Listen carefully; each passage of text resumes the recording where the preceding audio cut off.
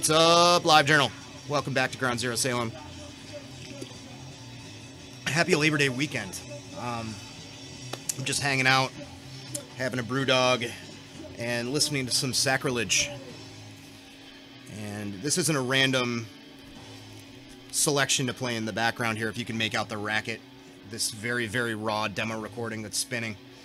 This is kind of the centerpiece for what I want to talk about. Last week, I headed down to Cambridge to catch up with an old friend in town, and I decided to hit up Armageddon Records, which I haven't done in, feels like over a year at this point. I've just been busy, and relatively speaking, Cambridge is far from where I live. But I've been kind of stocking up lately on records from Radio Raheem, which is a label that's a Boston guy who also runs Painkiller Records, and a guy from New York. And reissue might not even be the best term for the type of label it is, because a lot of it's unearthed demos. It's stuff that never really properly saw the light of day in the first place. Stuff lost to the sands of time, if you will. The label's been around for, I'd say, like a good 5 years now, and they've re-released some real scorchers.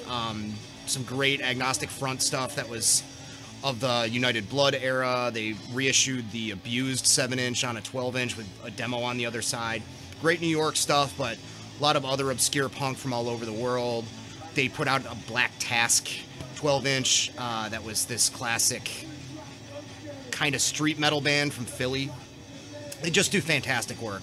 All their layouts look great. There's always plenty to look at, good band biographies. And a lot of this stuff would just be lost to the sands of time otherwise, so it's fucking awesome that Cooch and the other guy from New York, forgive me, don't know his name, are doing this label together. Really nice product. So this is Sacrilege New York, not to be confused with Sacrilege BC or Sacrilege from the UK. The guitarist from this band, Vic Venom, was kind of I'd say a key figure in New York hardcore, because unlike a lot of his contemporaries, he was really kind of got in on the ground level with a lot of the Discharge related music and a lot of the crust. Kind of had a lot of influence from Anti-Sect, Discharge, as well as Motorhead and early German thrash metal. Kind of saw more and more of an influence on his music. This is 2 demos. The demo from the first side is more or less straight ahead Discharge influenced hardcore.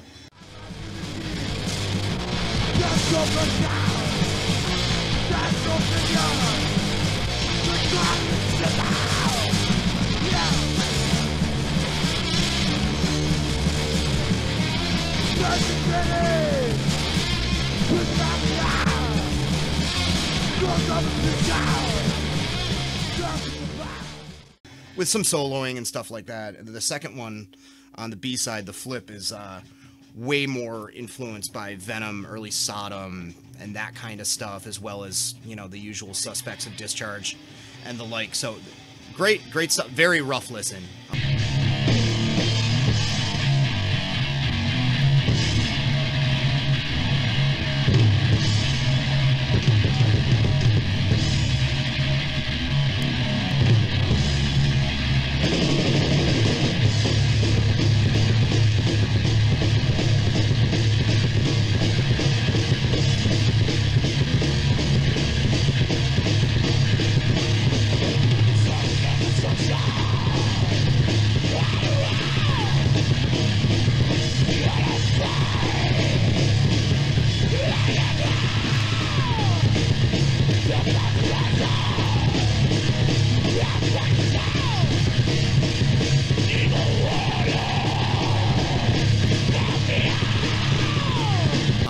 Very raw production.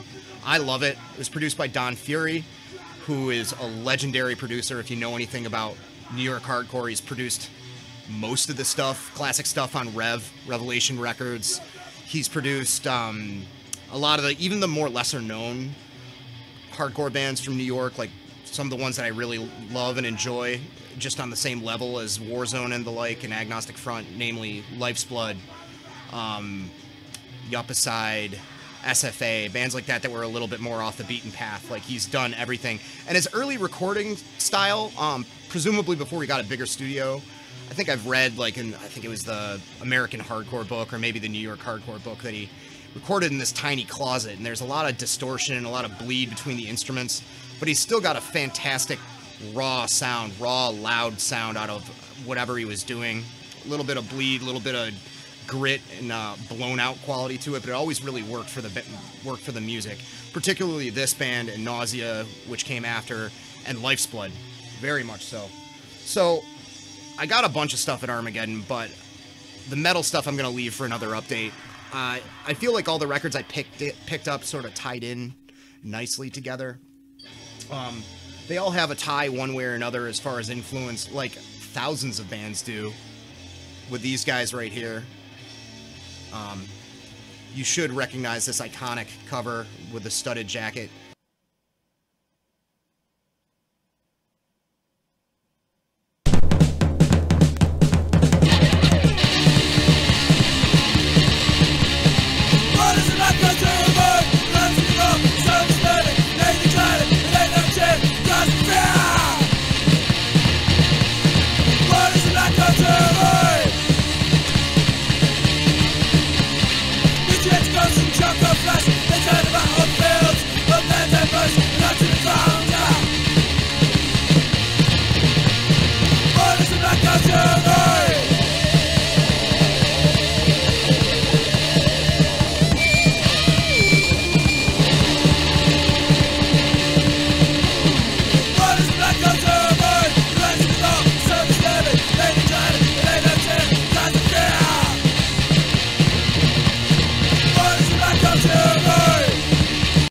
I can't believe this came out in 1980. It's The Realities of War, 7-inch EP from Discharge, who were incredibly prolific at the time. I think they released like 3 singles in 1980, something like that. And it's so bombastic, so incredibly raw, just a full assault, you know. I think it was probably post the 77 era, one of the first bands that came out of punk that was attempting stuff at the same volume and aggression as metal. They definitely had a strong Motorhead influence, you know, from the get-go. It's funny, there's a lot of people that talk about like motor charge. I've used that term myself consistently. You know, oh, it's a mix of Motorhead and Discharge. Well, Discharge already had a pretty strong Motorhead influence, which was pretty apparent. But so a bunch of these are Radio Raheem reissues, and then there's another one that isn't, and it's apparent because they don't have nearly as many nice bells and whistles, but I feel like it sound-wise fits in well with all these. So we'll backtrack a little bit. This is Vic Venom's band before Sacrilege. This is Hellbent. I saw the name on flyers. They toured with Sam Hain and Wide Eye. I went and saw the Sam Hain reunion years ago in New York, like 4 or 5 years. Wide Eye opened, Hellbent did not. Wide Eye were really interesting. Their singer was definitely wearing some kind of codpiece. Anyway, this recording is fantastic. This is more demo material, produced by Don Fury. Comes with this fantastic lyric fold-out booklet thing. Played with the Obsessed, as you can see there. Just so many heavy hitters, so many great gigs that I was like 6 and couldn't go to. Got the Nihilistics there, classic New York hardcore bands. There's them playing with the Exploited, the previously mentioned Sam Hain and Wide Eye gig, Discharge, of course. There's some great live shots. I don't know if you could see, but there's Harley Flanagan from the Cro-Mags singing along. Somewhere, oh, there it is. You got the legendary Ray Barbieri there, Ray B's singing along. So they definitely made their mark. They were around for less than a year, it looks like, judging from the very detailed history in here. And they were fantastic. They had a sound that had a lot of similarities with that great early raw New York hardcore stuff before Youth Crew and Oi and all that kind of came in to influence it. You know, you could nestle their sound nicely, group it nicely with maybe Antidote or Urban Waste or those kind of bands, just raw, scrappy with a little tiny bit of groove in there, just that New York vibe. But then at certain points, especially the first song, they're straight up Discharge Motorhead with a lot of solos and stuff.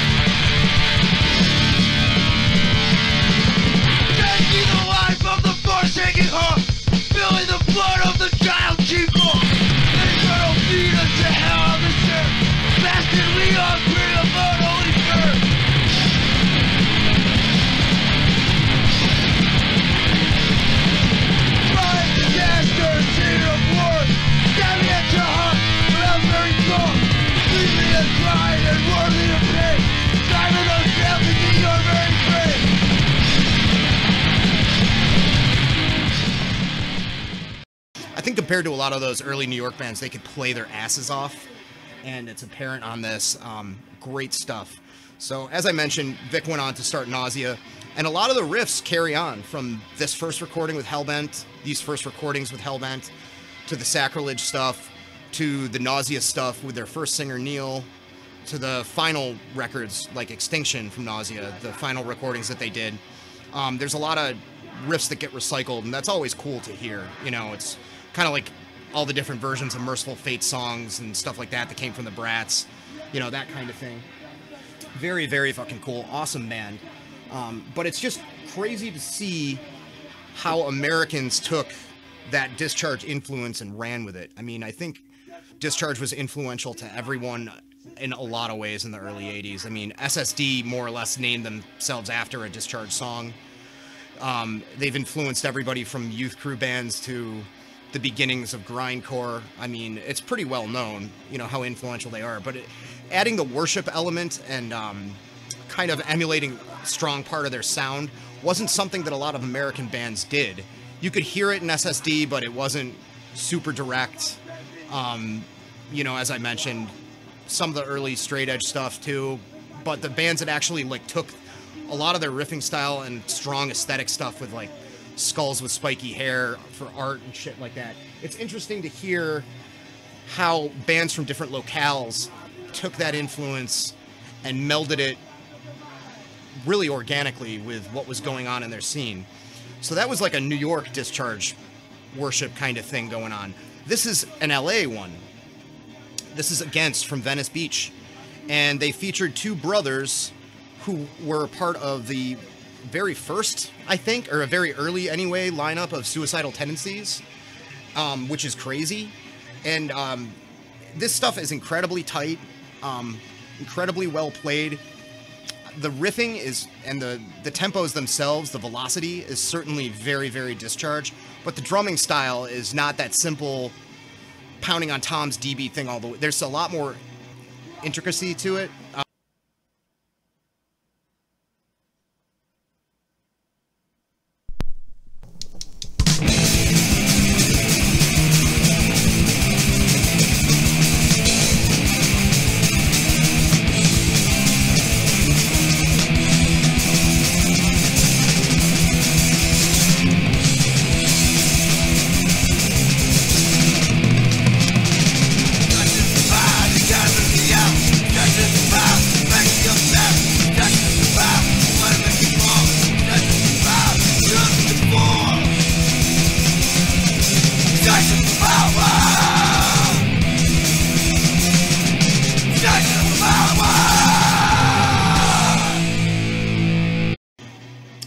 Great stuff. And it's also kind of made me think, like, this sounds very clear, very well produced for what it is for demo stuff. And it got me kind of thinking about how all those early LA bands, like the Adolescents, the Descendants, Fear, you know, all these punk bands from this massive scene that had all kinds of little sub-scenes and everything, they all sounded so good. I don't know what it is. Maybe proximity to LA and tons of studios to choose from. I'm not sure, but the Against recordings sound really, really great. Vocally, you know, it's got sort of a shouted haiku kind of thing like Discharge does, but it's got that sort of nasally surfer kind of vibe with them being from Venice as well. And these guys kill, and I'd never heard of them. It's, again, total shame that this is the first I'm hearing of them, but I'm glad that Radio Raheem really did them justice. Look at this. Look at that fold out. How fantastic is that? Somebody spent a lot of time on that fucking notebook. It looks fucking great. A lot of time in math class. More flyers. Against with No Mercy. I never know what side I'm touching. That doesn't sound creepy. Against with No Mercy, the pre-suicidal kind of thrash metal band. You can see there's a Fear, Wasted Youth. Circle One. Cause for Alarm from New York visiting there. Stalag 13, kind of very early straight edge band. Very cool stuff. There's an interview. There's a very long and easy to read in large print for us old folks. Biography of the band.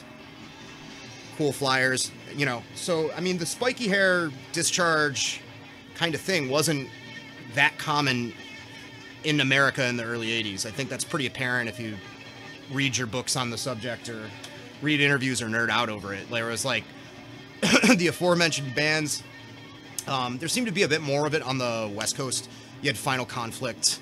You had Battalion of Saints, who didn't even sound that British, but definitely kind of had the fashion going on. Crucifix, of course, very black and white, crass, Discharge kind of feel going on.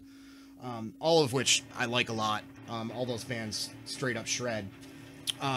So next we have an example of what was going on outside of this hardcore punk Discharge kind of thing in the UK. You know, there was plenty of other sounds kind of floating around, kind of styles punk bands were kind of, you know, approaching. And a good example of that is Acid Attack, who didn't sound like Discharge at all, who were kind of marching to the beat of their own drummer, appropriately enough, because a lot of this recording has that sort of crass marching beat, heavy on the snare, kind of plodding thing to it. Some similarities to anarcho-punk like Crass. Not a complete clone of that style. They were really doing their own thing. Then this is the first I've learned of them. You know, I like a lot of UK punk, a lot of the early stuff, and a fair amount of the anarcho-punk shit, but I'm definitely more of a US hardcore, or as far as the early 80s stuff, a US hardcore punk type of dude. But I picked this up anyway, just on the strength of how cool it looked alone. Read the little blurb. They're from Portsmouth, UK. UK 82 punk scene. Their sound is not so easy to categorize. Their sound is really simple and like stripped down. A lot of it is very similar to, you know, that early 80s anarcho-punk, as I mentioned, like Crass. It's got that marching beat thing, like I said. But the bass tone is really clangy and echoey. It's like you could tell they listened to their fair share of Killing Joke, probably.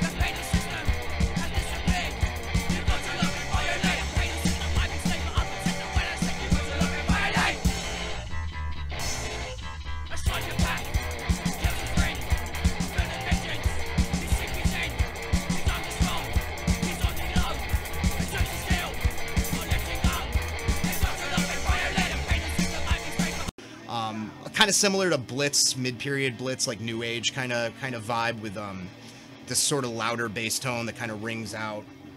Very understandable, passionate sounding vocals. The guy is shouting. He has a very thick British accent. He's mad at the government. He doesn't like nuclear war. Very common themes, but he delivers it with a fair amount of sincerity and enthusiasm, which I think is cool. Not strictly my wheelhouse, but with subsequent listens, 2, 3, 4 listens, that started to grow on me.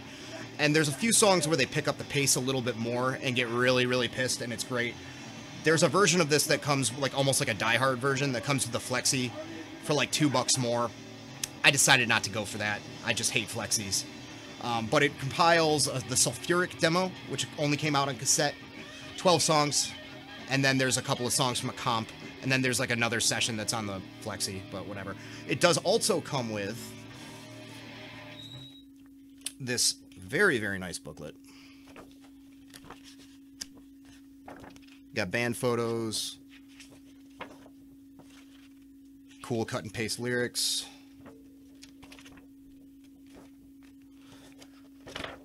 So yeah, short, sharp shock, if you will, UK punk. Well executed, you know, there's a little bit of that early kind of Riot City UK 82 thing mixed with Crass, basically. Not to give it a stripped down, simplistic, non-imaginative sort of MRR review, but when this stuff isn't really my expertise, that's what I'm going to go for. It's enjoyable. And then finally, this isn't a Radio Raheem release, and you can tell. It looks good. It's by Radiation Records, put this out. It's a compilation of stuff from Asocial from Sweden, entitled Religion Sucks.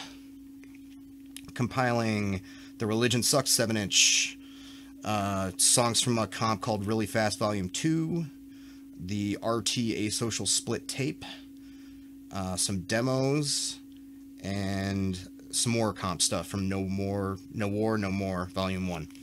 I'll read the blurb here, because this is important to know. Legendary's 80s Swedish hardcore, Asocial, for fans of Anti-Cymex, Mob 47, Shitlickers. Asocial are key to any survey of extreme music. To my ears, Asocial invented grindcore. Daniel Ekeroth, the man who wrote the Swedish death metal book, as well as put out another great book on Swedish exploitation cinema. Guy that's been around for a lot of this stuff, or at least right after it. Played in a bunch of bands, including Disconto. Dude knows what he's talking about. I've been meaning to pick up more stuff by Asocial since I got a demo, or a 7-inch of their How Could Hardcore Be Any Worse demo pressed on vinyl. That 7-inch, that How Could Hardcore Be Any Worse, is very, very close to something far more extreme than just hardcore, and it came out, it looks like, in 1982. It has that sort of, you know, Shit Slickers, Anti-Cymex, very Swedish, just Discharge put through a meat grinder, maybe slowed down in a few parts for emphasis here and there. It just sounds like a bomb going off. Very intense stuff, very blown out. The stuff on this collection is a lot more refined, although I will say that the Religion Sucks 7-inch is vicious as fuck.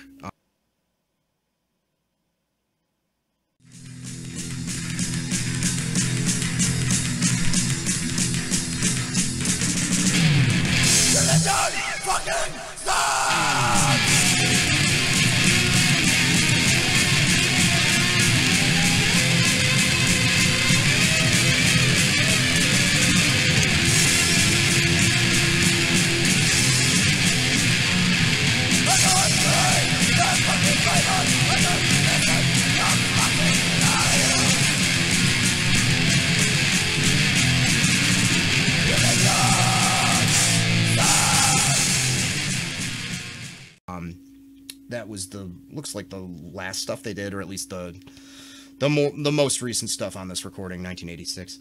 Very abrasive, fast drumming, a little bit more like thrash approach to drumming maybe than just straight up D beat, although that's represented well too. All the other stuff is very good. It's raw hardcore, it's fast, it's aggressive, it's very fucking Scandinavian, early 80s Scandinavian hardcore, some of the best. But you know, there's nothing in here. There's no booklet, you know, and after all those little treats that I got with the Radio Raheem stuff, it stings a little. I mean, this sounds great. It's pressing sounds good, you know, it's mastered well and all that stuff. Very cool cover there. I love this guy. He's like Animal from Anti-Nowhere League meets Olga from the Toy Dolls, playing like completely distorted, fucking vicious hardcore. Those little shades. It's nice. But yeah, it would have been awesome to have some kind of history in here, but beggars can't be choosers, and at least it tells me, you know, what all the tracks are from, unlike that Pungent Stench early collection thing that didn't tell me anything. But yeah, fantastic, highly recommended. You know, as the years go by, I've been into this type of hardcore for like 20 years, but I've never felt compelled to go beyond just Anti-Cymex or just Discharge, you know, until recent years. You know, I'm just recently discovering or getting more into great Italian bands like Wretched and stuff like that, and it's a fun little exploration, fun little journey, if you will. But yeah, if you see this and you want something raw, something fast, something atonal and really fucking aggressive, I would definitely say look up some Asocial, get your face blown off. All right, that was fun. Everybody have a good holiday tomorrow. Be safe. Thanks for subscribing. If you're enjoying this and you haven't subscribed, do it. More stuff to come. That's it. Later.